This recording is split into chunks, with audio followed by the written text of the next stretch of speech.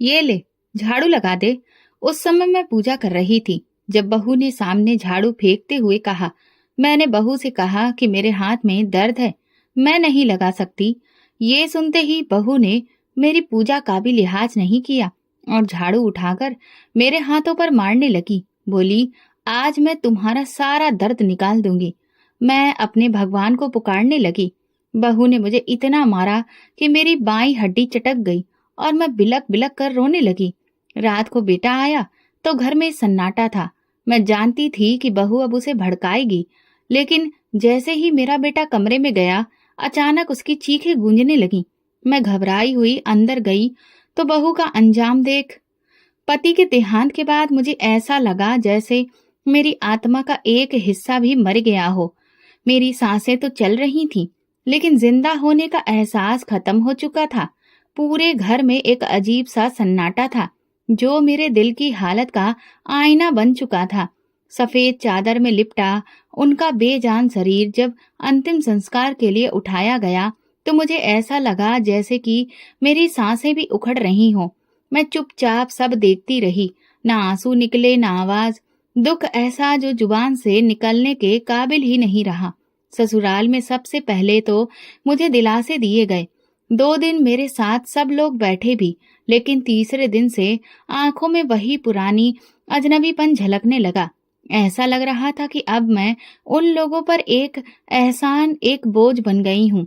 उनके मरने के तीसरे हफ्ते ही मेरी नंद ने साफ लहजे में कह दिया, अब तो तुम्हारा यहाँ पर कोई अधिकार नहीं बचा।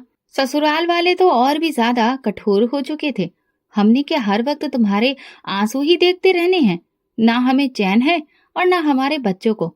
वो मुझे जताकर बोली, सच तो ये है कि पति की मौत के बाद मैं उस घर में सिर्फ एक बोझ बन चुकी थी और एक दिन दरवाजे पर मेरे सामान की गठरी रख दी गई। मैं गली में खड़ी थी, हाथ में एक छोटा सा बैग और दिल में हजार सवाल, पर जाने क्यों आंखों से आंसू नहीं बह रहे थे। शायद दर्द भी अपनी हद से गुजर चुका था।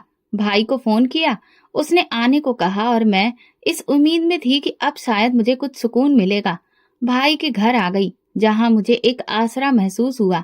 भाभी ने गरम खाना दिया, बच्चों ने हंसकर बातें की और मैंने भगवान का शुक्रिया अदा किया। लेकिन ये सुकून कुछ समय का था। जैसे जैसे दिन गुजरे, भाभी के चेहरे पर वही पुरानी नफरत लौट आई। छोटी छोटी बातों पर मुंह बनाना, आवाज ऊंची कर देना। अब मेरे दिल में वो डर फिर से उठने लगा कि शायद ये छत भी छिन जाएगी। फिर वो दिन आया जो मेरे लिए कयामत से कम नहीं था। एक शाम भाभी ने अपने पति यानी मेरे भाई को बुलाया और मुझ पर इल्जाम लगाया कि घर में रहकर मैं उनके बच्चों और उन पर बहुत बुरा असर डाल रही हूँ। उन्होंने कहा कि मैं उनकी आजादी में रुकावट बन रही हूँ। भैया ने बिना कुछ सुने सिर्फ भाभी के शब्दों पर यकीन करते हुए गुस्से में कहा, तुम अब और यहाँ नहीं रह सकती, कल सुबह तक यहाँ से चली जाना। मैंने उन्हें मिनटों तक अपनी सफाई दी, लेकिन सब कुछ बेकार हो गया। उस रात मैंने सोचा, क्या मैं वाकई में इतनी बुरी हूँ कि हर दरवाजा मेरे लिए बंद हो गया है? मेरी गोद में रजत सो रहा था, मेरा इकलौता सहारा, मेरे पति की आखिरी निशानी। दिल कर रहा था कि खुद को खत्म कर लूं, मगर उसे देखकर ये इरादा भी छोड़ दिया। सोचा, अगर मैं ही चली गई तो फिर इस मासूम का क्या होगा? यही बच्चा तो एक है जो मुझे दोबारा जीने की हिम्मत देगा। मैंने अपने आंसू पोंछे और एक नई जिंदगी की तलाश में निकल पड़ी। अपने पास बचे हुए कुछ जेवरों को मैंने एक दुपट्टे में लपेटा और एक जानने वाली के जरिए फैक्ट्री में काम ढूंढा। वहां जूते सिलने का काम मिला। मामूली सी सैलरी, लेकिन 2 वक्त की रोटी का सहारा बन गया था। दिन में काम और रात को रजत की पढ़ाई, और बाकी वक्त बस भगवान की पूजा पाठ करना। जिंदगी मुश्किल जरूर थी, लेकिन हर दिन ये एहसास होता था कि मैं कमजोर नहीं हूँ। मैं एक माँ हूँ जो अपने बच्चे के लिए सब कुछ सह सकती है। मुझे उम्मीद थी कि एक दिन सब बदल जाएगा। शायद वो दिन देर से आए, लेकिन मैं थकूंगी नहीं। सुबह का वक्त था। फैक्ट्री में मशीनों की आवाजें गूंज रही थीं। कपड़े पसीने से भीगे हुए थे, लेकिन मेरी उंगलियां जूते की सिलाई में ऐसे चल रही थीं जैसे अपना कोई भविष्य बेहतर बनाने का रास्ता तलाश कर रही हो। दिल में एक ही इरादा था, रजत को एक अच्छी जिंदगी देना है। मैं चाहती थी कि वो तंग हाली, थके हुए वजूद और भयंकर अतीत से निकलकर एक खूबसूरत भविष्य देखे। मेरी मेहनत का हर एक कतरा इसी सपने के लिए था। जैसे जैसे साल गुजरते गए, रजत पढ़ता रहा और आगे बढ़ता रहा। उसकी आंखों में एक अलग सी चमक थी, जो मुझे अंदर से सुकून देती थी। जब वो स्कूल से आकर अपने कपड़े धोता, मुझे काम में मदद करता, तो दिल कहता कि मेरा बेटा दूसरों से अलग है और ये मेरी परवरिश का सबूत है। फिर वो दिन आया जिसका सपना मैंने बरसों से देखा था। रजत ने अपना कॉलेज पूरा किया, एक इंटरव्यू दिया और फिर उसकी नौकरी लग गई। जब पहली तनख्वाह मिली तो वो आकर मेरी मुट्ठी में कुछ नोट रख गया। मेरी आंखों से अपने आप आंसू बहने लगे। मैंने उसे गले लगाया और दिल से भगवान को शुक्रिया अदा किया। जिंदगी की मेहनत रंग ला रही थी। लगता था अब मेरे दुखों का अंत करीब है। मैंने सोचा था कि अब शायद बुढ़ापा कुछ आराम से गुजरेगा, मैं अपने बेटे की खुशियां देखूंगी। इसी दौरान मेरे भाई और भाभी ने भी अपना व्यवहार बदल लिया। वे जो एक जमाने में मुझे दर बदर भटकने के लिए छोड़ चुके थे, अब हर दूसरे दिन हाल चाल पूछने आने लगे थे। भाभी ने सर पर पल्ला रखते हुए बड़े ही नरमी लहजे में मुझसे माफी मांगने की नौटंकी शुरू कर दी थी। मुझे उनकी बातों में झूठ की बदबू आती थी, मगर मैं खामोश रही। मैंने दिल में सोचा कि शायद मेरे हालात बेहतर देखकर वे दोबारा रिश्ता जोड़ने की कोशिश कर रहे हैं। मेरी आदत में यही था कि मैं रिश्तों को जोड़ कर रखूं, इसलिए मैंने अपने घर का दरवाजा खुला रखा। फिर एक शाम रजत मेरे सामने आकर बैठा। उसके चेहरे पर अजीब गंभीरता थी। मैंने पूछा, सब ठीक है बेटा? तो उसने धीरे से कहा, माँ, मैंने एक फैसला किया है। मैंने हैरत से पूछा, कैसा फैसला? वो बोला, मैं सोनिया से शादी करना चाहता हूँ। मेरे शरीर में जैसे बिजली सी दौड़ गई। वही सोनिया, वही मेरी भाभी की बेटी, जिसकी माँ ने मुझ पर झूठा इल्जाम लगाकर मुझे घर से निकाल दिया था। मैं सुन्न पड़ गई। कुछ पलों तक मेरे होठों से लफ्ज ही नहीं निकले। मैंने नजर उठाकर रजत को देखा और कहा, बेटा, तुम जानते हो वो कौन है? उसकी माँ ने मेरे साथ क्या क्या किया था? रजत ने सर झुका लिया, मगर फिर भी वो अपनी बात पर कायम रहा। कहने लगा, माँ, पहले जो कुछ भी रहा हो, लेकिन मुझे सोनिया पसंद है। वो अच्छी लड़की है, आप उसे एक मौका तो दीजिए।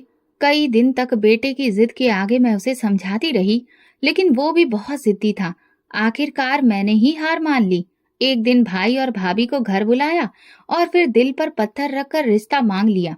ये मेरी जिंदगी का सबसे कड़वा पल था। भाभी के चेहरे पर वही जीत की मुस्कुराहट थी, वही गुरूर, लेकिन मैं चुप रही। रजत की खुशी की खातिर मैंने अपने दुख को निगल लिया। ये एक माँ ही कर सकती है, जो अपनी नफरत भी अपने बच्चों की खुशी पर कुर्बान कर दे। शादी तय हो गई, रस्में हुई और सोनिया मेरी बहू बनकर मेरे घर आ गई। दिल से खुशी का एक कतरा भी नहीं था। हर मुस्कुराहट बस दिखावा थी। मैं जानती थी जो जहर इस रिश्ते में छुपा है वो जल्दी ही असर दिखाएगा, पर मैं माँ थी ना, इसलिए चुप रहने का फैसला किया। मैंने सब कुछ भगवान के हवाले किया और खुद को एक नई परीक्षा के लिए तैयार कर लिया। शादी के शुरुआती दिनों में सब कुछ बहुत खुशहाल था। बहू ने हंसते चेहरे के साथ सबका दिल जीतने की कोशिश की, मेरे सामने नरमी से बात की, मीठे लहजे में बातों की शुरुआत की।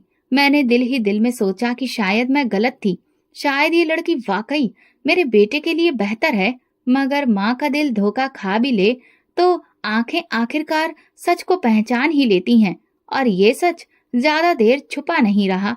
कुछ ही दिनों में सोनिया ने बातों ही बातों में कहना शुरू किया, माँ जी, अब हम दोनों नौकरी करते हैं, इसलिए अपना एक अलग सेटअप होना चाहिए ना। मैं चौंक गई, मगर चुप रही। रजत ने तुरंत इस ख्याल को रद्द कर दिया, अभी ये मुमकिन नहीं है। लेकिन उसके इस जवाब ने सोनिया के दिल में मेरे लिए दुश्मनी भर दी। वो समझ बैठी कि मैं ही उसके रास्ते में रुकावट हूँ। घर में उसके तेवर अब बदलने लगे थे। एक दिन जब मैं चाय बनाने की कोशिश कर रही थी तो किचन के दरवाजे पर ताला लगा हुआ देखा। हैरानी से मैंने जब रजत से पूछा तो उसने कंधे उचकाकर कहा, सोनिया ने कहा था कि खाने पीने का हिसाब रखना चाहिए।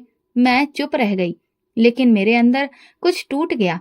वो किचन जहां मैं अपने बेटे के लिए बरसों से खाना बनाती थी, उसकी पसंद की हर चीज बनाती थी, आज वहां जाना भी मेरी मर्जी का नहीं रहा। कुछ ही दिनों में घर के हर कोने में मेरी जगह कम होने लगी।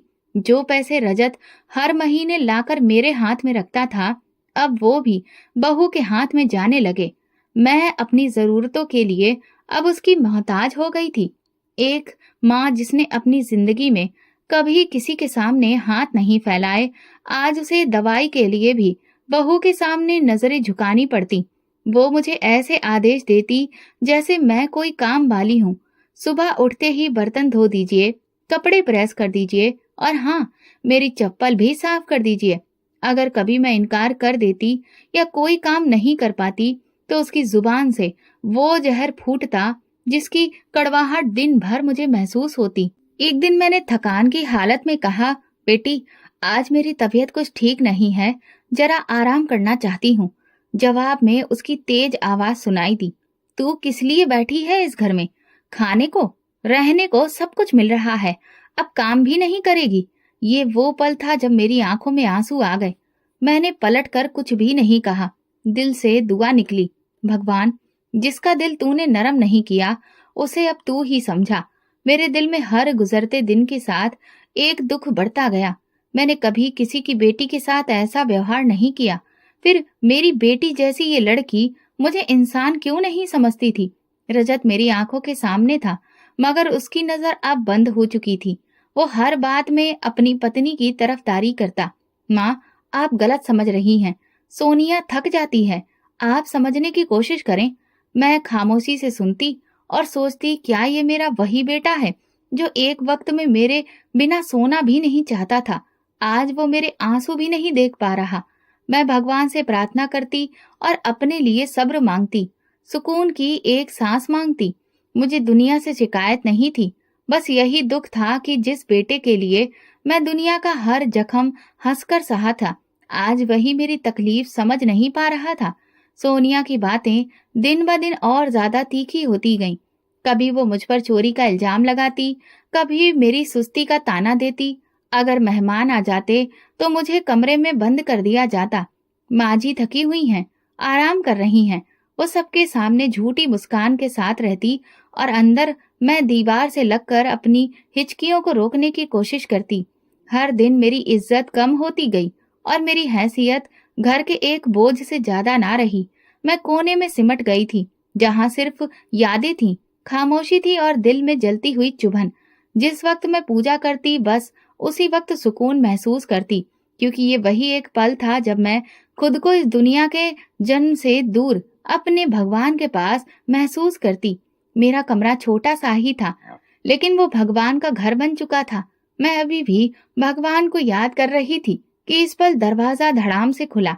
सोनिया अंदर आई, हाथ में झाड़ू, चेहरे पर गुस्सा और आंखों में वही नफरत जो वो अब हमेशा ही उसके चेहरे पर दिखती थी। मैंने चौंक कर उठाया।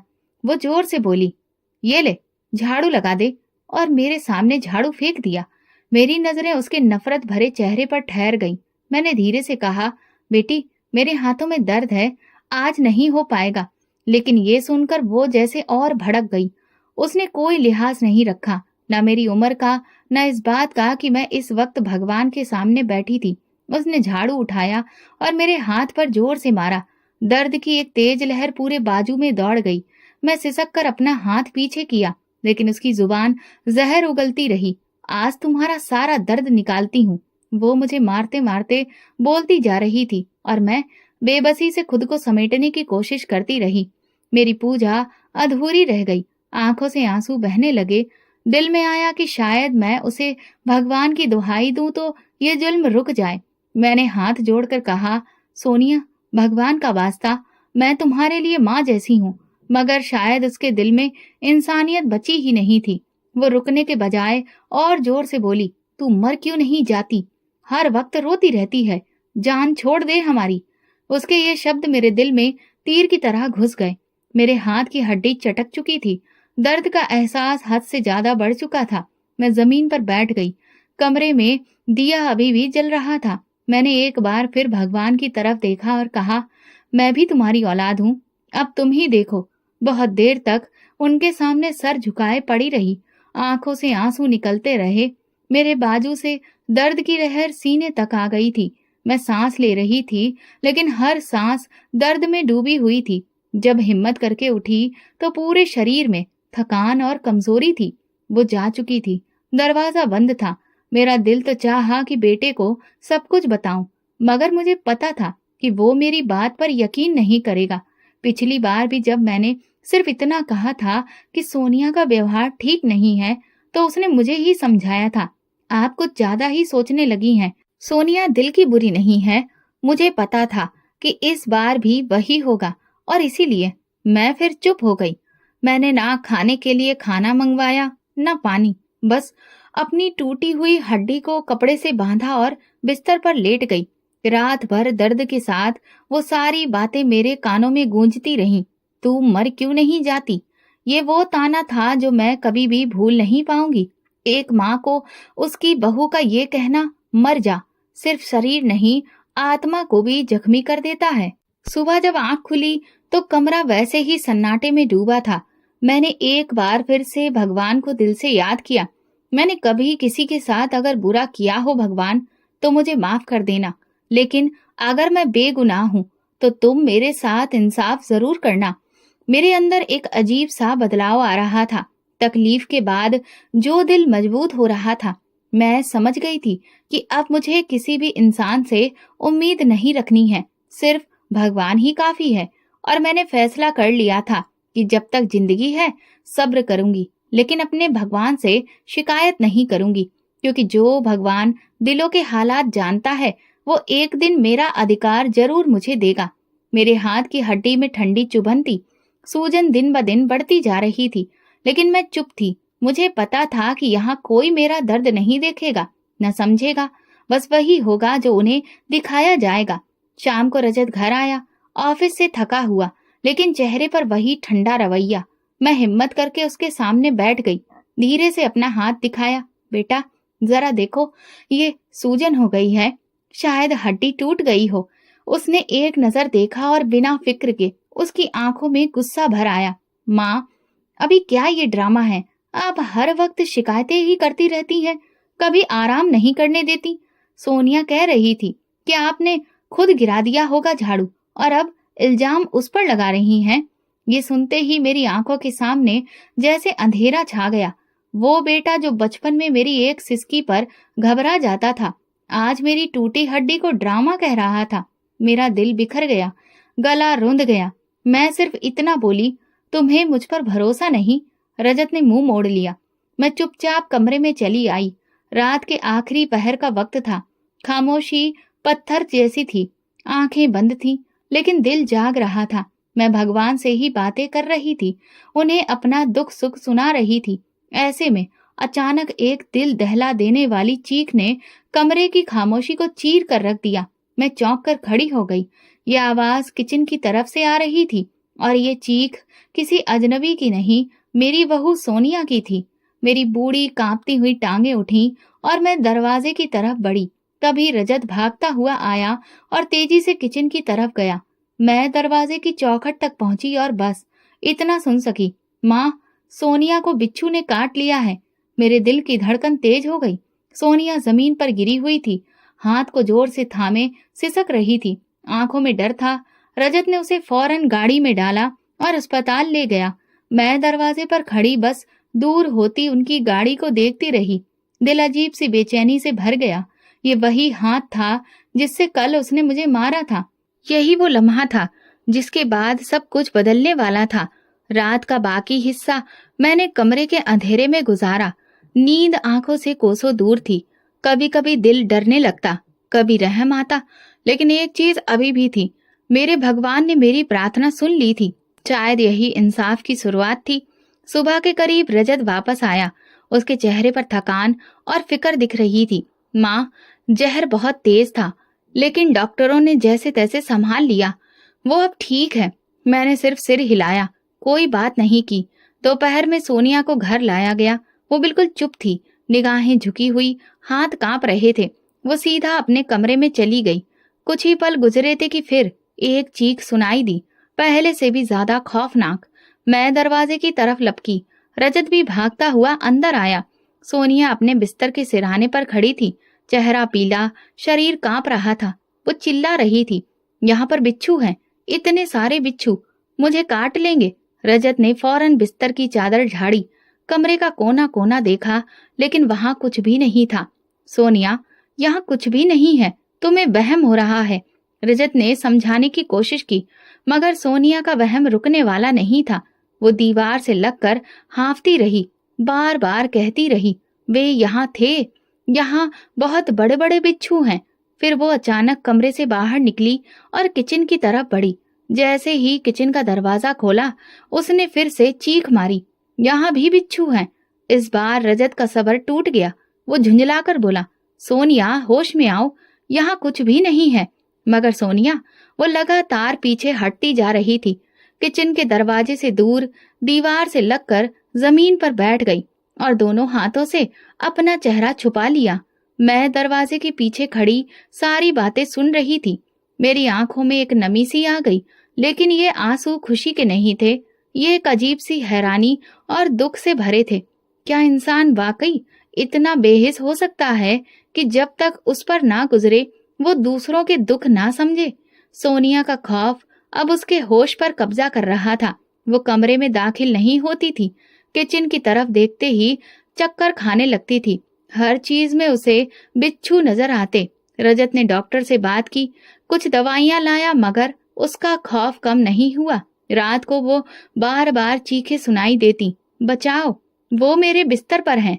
रजत हर बार कमरे में जाता, सब चीजें चेक करता, लेकिन वहां कुछ भी नहीं होता। घर की हवा बोझिल हो चुकी थी। वो मुझे अब एक नौकरानी से भी बदतर समझती थी। अब वो अपनी ही आंखों से बहुत से सच देख रही थी, जिन्हें वो पहले झूठ कहा करती थी। मेरे भगवान का इंसाफ धीरे धीरे जाहिर हो रहा था। सोनिया खौफ के साए में जी रही थी, न सोती थी न खाती थी, बस एक ही बात दोहराती थी, वो आ जाएंगे, वो काटेंगे। और मैं खामोशी से सब देखती, पूजा पाठ करती और बस दिल में कहती, भगवान तुम तो बहुत बड़े दिल वाले हो, तुम सब देख रहे हो, तुम इंसाफ करोगे। अब वो वक्त करीब था जब सब चेहरे बेनकाब होने वाले थे और जो दिल मैंने कहा था वो सब वापस लौटने वाला था, शायद और भी बदतर तरीके से। सोनिया की हालत दिन ब दिन खराब होती जा रही थी। वो पहले सिर्फ रातों को चीखती थी, लेकिन अब दिन के वक्त भी उसे अपने आसपास बिच्छू दिखाई देने लगे थे। वो किचन, कमरे, बाथरूम, यहाँ तक कि आंगन की दीवारों में काले काले बिच्छू देखने लगी थी। उसकी आंखों में खौफ भर चुका था, चेहरा पीला पड़ गया था, शरीर कांपता रहता था। किसी चीज को छूने से पहले वो कई बार देखती, झाड़ती और फिर भी पीछे हट जाती। रजत अब बर्दाश्त के आखिरी किनारे पर था। वो अपनी पत्नी से प्यार करता था, लेकिन हर वक्त की चीख पुकार, शोर शराबा, बहम और झूठे मंजर उसे भी अंदर से दहला रहे थे। वो समझाता, सोनिया कुछ भी नहीं है, ये सब तुम्हारा वहम है, लेकिन सोनिया की हालत पर ये बातें बेअसर हो जाती। वो जवाब में बिखर जाती, मुझे झूठा मत कहो, तुम माँ बेटे दोनों मुझे पागल साबित करना चाहते हो। एक दिन तो हद ही हो गई। सोनिया ने कमरे में दाखिल होते ही मुझ पर चिल्लाना शुरू कर दिया, तुमने ही किया है ये सब, तुमने बद्दुआ दी है मुझे, मेरे पीछे तुमने कुछ लगवा दिया है। उसने चप्पल उतार कर मेरी तरफ उछाल दी, मगर मैंने सिर झुका लिया और खामोश रही। रजत ने गुस्से में आकर उसे रोका तो वो उस पर भी चिल्ला पड़ी, तुम क्यों इस बुढ़िया की तरफदारी करते हो? तुम्हें मैं पत्नी नहीं दिखती, सिर्फ अपनी माँ ही नजर आती है। रजत का चेहरा लाल हो गया, आवाज बुलंद हो गई, बस करो सोनिया, अब हद हो गई है। सोनिया ने उसी वक्त अपना बैग उठाया, कपड़े समेटे और बोली, मैं अपने मायके जा रही हूँ, तुम्हें मेरी फिक्र नहीं तो मुझे भी तुम्हारी जरूरत नहीं। मैं दरवाजे के पीछे खड़ी थी। दिल में सुकून और दुख की एक मिली जुली भावना थी। जब वो निकल गई तो मैं रजत के पास आई और कहा, बेटा वो तुम्हारी पत्नी है, उसे तुम वापस ले आओ। उसने मेरी तरफ देखा, आंखों में एक थकान थी, जैसे बरसों का बोझ उठा रखा हो। फिर धीमे लहजे में बोला, नहीं माँ, अब मैं नहीं जा सकता। जो जुबान आज उसने आपके लिए इस्तेमाल की वो कभी भुलाई नहीं जा सकती। पहली बार रजत ने खुद मेरी आंखों में आंखें डालकर बात की थी। मुझे महसूस हुआ जैसे वो जाग चुका हो। जैसे अब उसने सच देख लिया हो। दूसरी तरफ सोनिया के माँ बाप हैरान थे। वो समझ नहीं पा रहे थे कि अचानक उनकी बेटी को ये क्या हो गया है। जब वो घर पहुंची तो कुछ घंटे के अंदर ही उसने शोर मचाना शुरू कर दिया। दरवाजे के नीचे बिच्छू है, अलमारी के पीछे भी है, मुझे यहाँ भी ये काटने के लिए आ गए हैं। माँ बाप ने कमरे में झांका, देखा, मगर कुछ भी नहीं था। सोनिया जमीन पर बैठ गई, अपने बालों को नोचने लगी और रोती रही। ये सब उस औरत की वजह से है। वो मेरे पीछे किसी साय को लगा कर गई है। कभी वो रात को सोते सोते हड़बड़ाकर उठ बैठती, कभी दिन के वक्त दीवारों पर हाथ मारती। हर घंटे के बाद एक नई चीख, एक नया वहम। उसके माँ बाप ने डॉक्टर के पास उसे ले जाना शुरू किया। पहले तो रोजाना लेकर जाते, फिर उसका चेकअप कराया गया और दवाइयां दी गईं, नींद की गोलियां भी, लेकिन कोई फर्क नहीं हुआ। घर वाले अब थकने लगे, पड़ोसी भी चुपके चुपके बातें करने लगे। ये वही लड़की है ना जिसने अपनी सास को मारा था? भगवान की मार पड़ी है इसे। रजत ने कुछ दिन फोन पर उसके माँ बाप से बात की, लेकिन अब वो भी खामोश थे। न बेटी को समझ पाते, न बेटी के पति को कुछ कह पाते। वो खुद परेशान थे। बेटी एक कदम बाहर ना निकालती और घर में सब कुछ उलट पुलट कर रख देती। सोनिया का वजूद अब एक साया बन चुका था, बेचैन, बदहाल और बेकाबू। और मैं भगवान से कहती, अब इंसाफ हो गया, अब उसे माफ कर दो, उसे अब तुम आराम दो भगवान। मगर जो दिल सच से इनकार करे उन्हें सुकून देर से मिलता है, या फिर कभी नहीं। सोनिया की हालत अब पूरी तौर पर बिगड़ चुकी थी। न दिन को सुकून था, न रात को नींद। रात के सन्नाटे में भी उसकी चीख गूंजती, मुझे बिच्छू काट रहा है, बचाओ। वो अपने बाजू, टांगे और चेहरा नोचने लगती, आंखें खौफ से भरी हुई, बाल बिखरे हुए, होठों पर कपकपाहट की आहट। वो लड़की जो कुछ महीने पहले गुरूर से बोलती थी, आज खुद अपने होश में नहीं थी। उसके माँ बाप अब हर तरफ से थक चुके थे। उन्होंने झाड़ फूक का इलाज भी करवाया, डॉक्टर के पास भी लेकर गए, दवाइयां भी बदली गईं, बड़े बड़े बाबाओं को भी बुलाया गया। लेकिन सोनिया की हालत जैसे एक ही जगह पर जम गई थी। कभी कभार वो एकदम चुप हो जाती, दीवार को घूरती और फिर अचानक से जोर से चीखने लगती, वो आ गया, उसने मुझे देख लिया है, वो मुझे ले जाएगा। फिर एक दिन सोनिया की माँ का सब्र भी जवाब दे गया। वो खुद फूट कर रो पड़ी और कहा, हमसे अब ये नहीं देखा जाता, कोई तो कुछ करो, ये मरने से पहले हमें मार देगी। मोहल्ले वालों की बातें, रिश्तेदारों की नजरें और अपनी बेटी की चीखें सब मिलकर माँ बाप को तोड़ चुके थे। तब एक रिश्तेदार ने राय दी, किसी अच्छे दिमाग के डॉक्टर के अस्पताल ले जाओ, शायद वहाँ इलाज मुमकिन हो। शुरुआत में उन्होंने इनकार किया, लेकिन सोनिया की हालत देखकर वो मजबूर हो गए। दिल पर पत्थर रखकर उसे एक सरकारी मानसिक अस्पताल में दाखिला करवा दिया गया। जब एम्बुलेंस दरवाजे से निकली, सोनिया लगातार दोहरा रही थी, मुझे मत ले जाओ, वो सब मेरे पीछे हैं, वो मुझे खत्म कर देंगे। अस्पताल पहुंचकर जब सफेद यूनिफॉर्म वाले कर्मचारियों ने उसे संभाला तो वो एकदम से बेकाबू हो गई, अपने कपड़े फाड़ने लगी, चीख कर मेरा नाम लेने लगी, माँ जी को बुलाओ, मुझे उनसे माफी मांगनी है। उसके माँ बाप ने मेरे बेटे को फोन किया और कहा, बेटा तुम्हारी बहुत मेहरबानी होगी, तुम अपनी माँ से कहो कि वो एक बार आकर उसे माफ कर दे। रजत ने फोन रखा और खामोशी से कमरे में बैठ गया, आंखें नीचे, हाथों में चेहरा छुपाए वो गुमसुम था। मैं पास जाकर पूछने लगी, क्या हुआ बेटा? उसने धीरे से कहा, माँ, वो आपका नाम ले रही है, वो कहती है कि वो आपसे माफी मांगना चाहती है, वो बार बार दोहराती है, वरना मैं मर जाऊंगी। मेरे दिल में एक तूफान उठा। क्या वो वही लड़की थी जिसने मुझे पूजा करते समय झाड़ू मारी थी, जो मेरी हड्डी तोड़कर कहती थी मर क्यों नहीं जाती, और आज वो खुद मेरे कदमों में झुकने को तैयार थी? क्या ये वही जुबान थी जिससे जहर टपकता था? कमरा घूमने लगा, दिल जैसे कुछ देर को बंद हो गया। मैंने आंखें बंद करके भगवान से कहा, हे भगवान, अब तुम ही फैसला करो, मैं तो सिर्फ तुम्हारी भक्त हूँ। मेरी खामोशी रजत को समझ में आ गई। उसने धीरे से कहा, माँ, अगर आप चाहें तो मैं अस्पताल ले जाऊंगा। मैंने इनकार में सिर हिला दिया, अब जरूरत नहीं है। जिस दिल से बद्दुआ निकली वो मान भी जाए तो जख्म फिर भी रह जाते हैं। रजत खामोश हो गया। शायद वो जान चुका था कि वक्त ने उसे वो सब दिखा दिया जो एक माँ बरसों से सहती आई थी। अगले दिन जब सोनिया की हालत और ज्यादा बिगड़ गई, वो अपने बाल नोचने लगी, खुद को जख्मी करने लगी, तो डॉक्टर ने जबरदस्ती उसे दवा दी। उसकी आवाज कमरे में गूंज रही थी, माँ जी मुझे माफ कर दो, मुझे माफ कर दो। उसका बाप दरवाजे पर खड़ा कांप रहा था। माँ दीवार के साथ टेक लगाए रो रही थी और डॉक्टर बेहोशी की दवा का इंजेक्शन लगा रहे थे। मैंने वो सब सुना, सब जाना, लेकिन अंदर का सुकून अजीब सा था। एक माँ थी जो बेटे के लिए सब सह गई, जिसे बार बार रौंद कर चुप रहने का आदेश मिला और जिसकी खामोशी आखिरकार भगवान की अदालत में गूंज बन गई थी। सोनिया का हिसाब शुरू हो चुका था। ये सजा किसी इंसान ने नहीं, खुद वक्त ने लिखी थी। मेरे दिल में कोई बदला नहीं था, लेकिन एक सुकून जरूर था कि भगवान इंसाफ करता है और देर से ही सही, लेकिन पूरा करता है। उसी दिन की सुबह आम दिनों से कुछ अलग नहीं थी, मगर मेरे दिल में एक बेचैनी सी थी। मैं रोजाना की तरह पूजा कर रही थी, तभी दरवाजे पर दस्तक हुई। दरवाजा खोला तो सामने भाई और भाभी खड़े थे।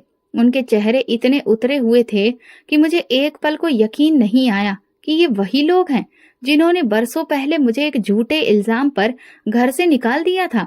भाई के हाथ में छोटा सा थैला था, जैसे कि कोई मुसाफिर किसी दरवाजे पर आसरा मांगने आया हो। मैं अभी कुछ कहती इससे पहले भाभी मेरे कदमों में झुक गईं। वो कांपते हुए लहजे में बोली, बस एक बार माफ कर दो, भगवान के लिए मुझे माफ कर दो। मैं पत्थर की तरह खड़ी हो गई। मेरी जिंदगी के सबसे कठिन पलों में जिस औरत ने मेरा सहारा छीना, आज वही मेरे कदमों में थी। मैं कुछ बोल ना सकी, सिर्फ उसे देखती रही। उसकी आंखों से बहते हुए आंसू, कपकपाते हाथ और चेहरे पर शर्मिंदगी ने मुझे कई साल पीछे ले जाकर खड़ा कर दिया। भाई आगे बढ़े, उनकी आंखें भीगी थीं, आवाज भरी हुई थी, मेरी बहन मुझे माफ कर दो, मैंने तुम पर भरोसा नहीं कर पाया। मैंने अपनी आंखों से सच देखने से इनकार किया। सोनिया की हालत देखकर अब सब कुछ साफ हो चुका है। वो जो कुछ भी सह रही है, वो सब बद्दुआ का असर है, तुम्हारी आह का असर है। मेरा दिल एक लम्हे को रुक सा गया। बरसों से अंदर दबी हुई घुटन जैसे जुबान पर आना चाहती थी, लेकिन मैंने खुद को रोक लिया। मैं चाहती तो चिल्ला चिल्ला कर कहती, अब आए हो मुझसे माफी मांगने? जब सब कुछ छिन गया तब तुम्हें मेरी सच्चाई याद आई, लेकिन मैं चुप रही। मेरी माँ ने सिखाया था, सच बोलकर नहीं, सच सहकर जीता जाता है। भाभी रोती रही, बार बार दोहराती रही, मैंने ही तुम पर झूठा इल्जाम लगाया था। मुझे लगा तुम घर में ज्यादा वक्त गुजार रही हो। भाई भी तुम्हें ज्यादा अहमियत दे रहा है। मेरे घमंड ने मेरी अकल पर पर्दा डाल दिया था। मैंने अपनी बेटी को तुम्हारी बहू बनाकर बदला लेना चाहा, लेकिन आज अपनी बेटी की हालत देखकर एहसास हुआ कि जिसके लिए मैंने ये सब किया, वही इस जुल्म का शिकार बन गई। उसके शब्द मेरे दिल को छू रहे थे, लेकिन जख्म बहुत पुराने थे। हर शब्द पुरानी यादों की परतें खोल रहा था। वो शाम जब भाई ने मुझे धक्के देकर निकाला, वो रात जब मैं रजत को सीने से लगाकर रोई थी, वो दिन जब फैक्ट्री में खून पसीने से बेटे की फीस जमा की थी। भाई ने एक और कदम आगे बढ़ाया, मेरे कंधे पर हाथ रखा और कहा, दुनिया का बदला दुनिया में ही मिलता है। मैंने आज अपनी बेटी को बिखरते देखा और मुझे समझ आ गया कि जो तुम्हारे साथ हुआ वो सिर्फ ज्यादती नहीं थी, वो एक बहुत बड़ी नाइंसाफी थी। मुझे शर्मिंदगी है कि मैं अपनी बहन को पहचान ही नहीं पाया। मैंने आंखें बंद की और दिल में भगवान को धन्यवाद कहा। वो भगवान जो खामोशी से सब देखता है, जो देर से ही सही लेकिन सच्चाई को सामने लाता है। मैंने दोनों को बैठने को कहा, पानी दिया और धीमे लहजे में सिर्फ इतना कहा, माफी मांगने से पहले अगर दिल में पश्चाताप हो तो भगवान भी माफ कर देता है। मैं तुम दोनों को दिल से माफ करती हूँ। मेरे शब्द सुनकर भाभी फूट फूट कर रोने लगी। बोली, काश ये सच पहले समझ में आ जाता तो आज ये दिन ना देखना पड़ता। मेरा बेटा रजत भी दरवाजे के पास खड़ा सब कुछ सुन रहा था। उसके चेहरे पर अजीब सी खामोशी थी। वो अब सब कुछ देख और समझ रहा था जो बरसों तक उसने नजरअंदाज किया था। सोनिया की हालत की बात की जाने लगी। भाभी बोली, वो दिन रात सिर्फ तुम्हारा नाम लेती रहती है। जब तक माँ जी माफ नहीं करेंगी, मुझे सुकून नहीं मिलेगा। मैंने गहरी सांस ली और कहा, मैंने उसे माफ कर दिया, भगवान के लिए, अपने बेटे के लिए और अपनी जिंदगी के लिए। लेकिन जो कुछ हुआ वो कभी भूला नहीं सकती। उस दिन मेरे दिल पर बरसों से रखा बोझ कुछ हल्का हुआ। वो कालिक जो झूठे इल्जाम की सूरत में मेरे किरदार पर मल दी गई थी, आज धुल गई थी। वे आंखें जो मुझे शक से देखा करती थीं, आज शर्मिंदगी से झुकी हुई थीं। उनके जाते ही मैंने एक बार फिर भगवान को धन्यवाद कहा। आज मेरे जख्मों ने गवाही दी थी और मेरे भगवान ने मुझे इज्जत लौटा दी थी, सही वक्त पर। मेरे भाई की आंखों में हर रोज पछतावे का साया होता। वो जब भी आता मेरे कदमों में बैठ जाता और बार बार कहता, तुम बस एक बार कह दो कि तुमने मुझे दिल से माफ कर दिया। मैं उसके हाथों को सहलाती और कहती, माफ किया दिल से। मगर सच ये है कि कुछ जख्म माफ तो हो जाते हैं, पर कभी बदलते नहीं। भाभी भी हर मुलाकात पर रोती। वो अपने किए पर शर्मिंदा थी और उनकी जुबान पर हर वक्त सिर्फ एक बात होती, अगर मैं झूठ ना बोली होती तो आज ये दिन न देखने को मिलता। लेकिन कहते हैं ना, जो बोया जाता है वही काटा जाता है। उसी शाम जब सब कुछ सही लगने लगा था, रजत के फोन पर कॉल आई। दूसरी तरफ सोनिया की माँ थी। उनकी आवाज कांप रही थी। बेटा, सोनिया नहीं रही। रजत के हाथ से फोन छूटते छूटते बचा। चेहरा पीला पड़ गया और वो एकदम से जमीन पर बैठ गया। मैं घबराकर उसके पास गई, पूछा, क्या हुआ? वो मेरे कदमों में सिर रखकर फूट फूट कर रोने लगा। मेरी आंखें खुली की खुली रह गईं। जिस लड़की की बदतमीजी, तीखी जुबान और जुल्म ने मुझे तोड़ दिया था, वो अब दुनिया में नहीं रही थी। कुछ देर बाद रजत को संभाल कर मैंने कमरे का दरवाजा बंद किया और हाथ जोड़कर भगवान से कहा, हे भगवान, अगर मेरी आह से कुछ हुआ है तो तुम मुझे माफ कर दो। मैंने तो उसके लिए भी दिल से माफी मांगी थी। अगले दिन मोहल्ले में एक ही बात गूंज रही थी, ये उस जुल्म का अंजाम है जो उसने अपनी सास के साथ किया था। लोग आते, दुख जताते, मगर साथ में ये भी कहते, भगवान का इंसाफ भी बहुत निराला है, जो करते हो वही लौट कर आता है। मैं सब सुनती रही, कुछ ना बोली। दिल में सुकून भी था और एक अजीब सी खलिश भी। मैं सोनिया की मौत पर आंसू सिर्फ इसलिए बहा पाई क्योंकि वो मेरी बहू ही नहीं, एक माँ की बेटी थी, एक औरत थी जो शायद वक्त पर समझ नहीं सकी। रजत कुछ दिनों तक चुप रहा। उसकी आंखों में पछतावे की गहराई थी। वो बार बार आकर कहता, माँ, मैंने आपकी बात नहीं मानी, आपके दर्द को नजरअंदाज किया, आपसे नजरें चुराकर पत्नी के शब्दों पर यकीन किया। आज सब खत्म हो गया। मैंने उसे सीने से लगा लिया और कहा, बेटा, मैं माँ हूँ। माँ कभी औलाद से शिकायत नहीं करती। तुम्हारा एहसास ही मेरी जीत है। वक्त जैसे थम गया था। सोनिया का जाना सिर्फ एक मौत नहीं थी, वो एक अंजाम था, एक तहरीर थी जो वक्त ने मेरे लिए लिखी थी। एक तहरीर जिसमें बरसों की परेशानियां, सब्र, खामोशी और दुआ का हिस्सा था। मेरे लिए ये एक लम्हा था जहां मैं खुद को खाली महसूस कर रही थी। बरसों का बोझ शायद उतर गया था, लेकिन वे निशान जो आत्मा पर लगते हैं वे कभी नहीं मिटते। मैं घर के आंगन में बैठी थी। चाय का कप हाथ में था और रजत मेरे कदमों के पास बैठा खामोशी से जमीन को देख रहा था। मैंने उसके सिर पर हाथ रखकर कहा, अब जिंदगी को नए सिरे से जीना है। पुरानी बुरी यादें दिल में रखोगे तो कभी सुकून नहीं मिलेगा। वो मेरी तरफ देखकर बोला, माँ, आप मेरे लिए किसी स्वर्ग के जैसी हैं। ये बात मैंने देर से जाने, मगर अब जान गया हूँ। आपकी सेवा मेरी जिंदगी का मकसद है। मेरे दिल को सुकून मिला, एक ऐसा सुकून जो बरसों के बाद नसीब हुआ, और उसे पाकर मैंने भगवान से सिर्फ एक दुआ मांगी, भगवान, जो सच्चाई की राह पर चले उसे कभी भी अकेला मत छोड़ना, और जो जुल्म करे उसे वक्त पर उसका आईना जरूर दिखा देना। अब मेरे दिल पर जमी हुई बदनामी की धूल छट चुकी थी। भगवान ने मुझे इज्जत दे दी थी। ये वो पल था जहां मेरे सच की रोशनी ने झूठ की तमाम परतों को जला दिया था। वो सुबह जिंदगी की कई तारीखों की रातों के बाद आई थी। कमरे में खामोशी थी। रजत मेरे सामने बैठा था और उसकी आंखों में बरसों की नमी छलक रही थी। वो मेरी तरफ देख रहा था। जैसे कुछ कहने की हिम्मत जुटा रहा हो। फिर एकदम वो मेरी गोद में सिर रखकर बोला, माँ, मैं बहुत गलत था, बहुत नाकदर निकला। आपका दर्द महसूस नहीं किया, आपकी हर फरियाद को नजरअंदाज करता रहा। मैंने अपनी आंखों से सच देखा, पर देर से। मेरे हाथ उसके सिर पर फेरने लगे, जैसे बरसों की तकलीफ मिटा रही हूँ। मैंने उसे सीने से लगा लिया और कहा, बेटा, माँ की गोद हमेशा खुली रहती है। देर से आए हो, मगर खाली नहीं जाओगे।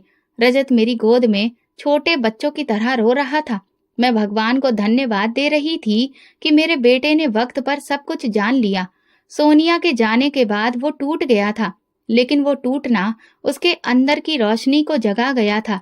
कुछ महीनों के बाद रजत के चेहरे पर जिंदगी की रौनक दोबारा आने लगी। मैं जानती थी कि वो जिंदगी को फिर से शुरू करना चाहता था, मगर किसी गुनाह के बोझ के साथ नहीं, बल्कि एक नई उम्मीद के साथ। मैंने खुद ही उसकी दोबारा शादी का फैसला किया।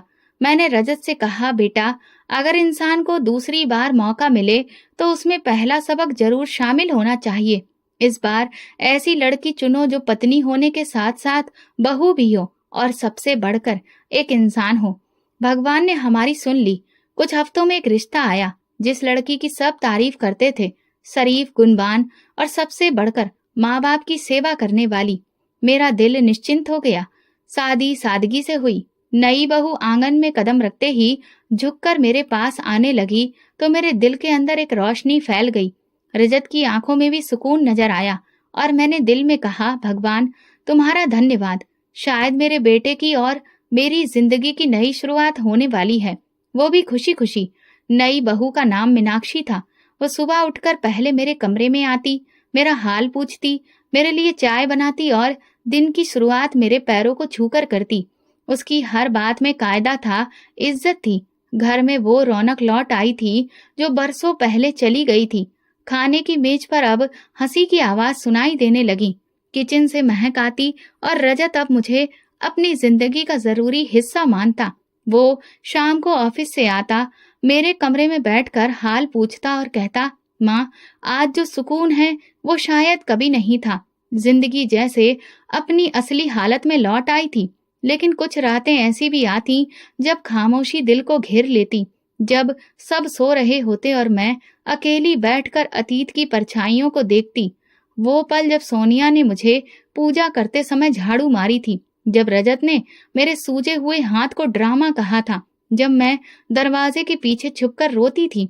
वो सब यादें आज भी मेरे साथ चलती हैं। फिर मैं खुद को समझाती कि वो सब एक गुजरा हुआ कल है और आज के लिए भगवान को धन्यवाद देती, जिन्होंने इंसाफ किया, सुकून दिया और मेरा बेटा मुझे लौटा दिया। लेकिन दिल है कि अभी भी वो सब याद करता रहता है। मैंने मीनाक्षी को कभी वो सब नहीं बताया। उसकी मोहब्बत में मुझे कोई शक नहीं था और मैं नहीं चाहती थी कि मेरे जख्म उसकी खुशियों पर साया डालें। बस कभी कभार जब वो मेरे घुटनों पर मालिश करती तो मैं उसका हाथ थाम लेती। मेरे घर में खुशियां वापस लौट आई थीं। रजत भी बदल चुका था। वो अब हर वक्त मेरे आसपास रहता, मेरी तबीयत का ख्याल रखता, मेरी इच्छा का मान रखता। कभी जब मैं थक जाती तो धीरे से कहता, माँ, अब मेरा सब कुछ आपके आसपास ही घूमता है। ये सुनकर मेरी आंखें नम हो जाती। आज मेरी जिंदगी में वो सुकून था जिसकी तलाश मैंने पूरी उम्र की थी। मैंने सब्र रखा था और उसका नतीजा ये था कि आज मेरा बेटा बदल चुका है। आज वो दूसरों पर यकीन करने की जगह अपनी माँ की बात को सुनता है और मेरे आदेश को मानता है। वो मेरी कुर्बानियों को सिर्फ मेरा फर्ज नहीं समझता, बल्कि शुक्रिया के आंसू भी लाता है। वो सोनिया, जो एक जमाने में मेरे लिए तकलीफ का दूसरा नाम थी, अब उसका अंजाम दुनिया के सामने आया। मोहल्ले की औरतें जब मेरे घर आती तो सर झुकाकर कहती, दीदी, आपने जो सहा, अगर कोई और होता तो मर जाता। आपके सब्र ने आपको बचा लिया और उसका अंजाम सबके लिए सबक बन गया। मैं सिर्फ मुस्कुरा देती और दिल ही दिल में कहती कि सबक सिर्फ उसे नहीं, मुझे भी मिला। भगवान पर भरोसा रखने का, खामोशी से सब कुछ सहने का और माफ कर देने का। मेरी नई बहू मीनाक्षी आज मेरे साथ साई की तरह घुली हुई थी। वो मेरा हर काम खुद करती। मेरा बेटा हर रोज मुझे एहसास दिलाता कि अब वो अपनी माँ को पहचान चुका है और मुझे मेरे अतीत से दूर करने की कोशिश करता है। लेकिन कुछ जख्म ऐसे होते हैं जो भर तो जाते हैं पर निशान छोड़ जाते हैं। मैं उन औरतों के लिए प्रार्थना करती हूँ जो आज भी मेरी तरह ऐसे हालातों से लड़ रही हैं, जो खामोश हैं मगर अंदर से चीख रही हैं। मेरी भगवान से गुजारिश है कि किसी भी बेटी, माँ या किसी बहन को बहुत दुख ना दे जो मैंने सहे हैं।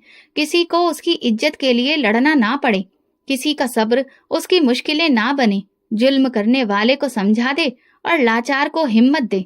मुझे मेरी इज्जत वापस मिल गई थी, लेकिन हर औरत इतनी खुश नसीब नहीं होती है। लेकिन ये सब सिर्फ और सिर्फ मेरे भगवान का ही रहम था, जो उन्होंने मुझे आज सब कुछ लौटा दिया, और मैं मरते दम तक उनकी शुक्रगुजार रहूंगी। तो दोस्तों, अगर आपको हमारी कहानी पसंद आई हो तो कमेंट करके जरूर बताइए। वीडियो को लाइक करिए और ज्यादा से ज्यादा शेयर करें।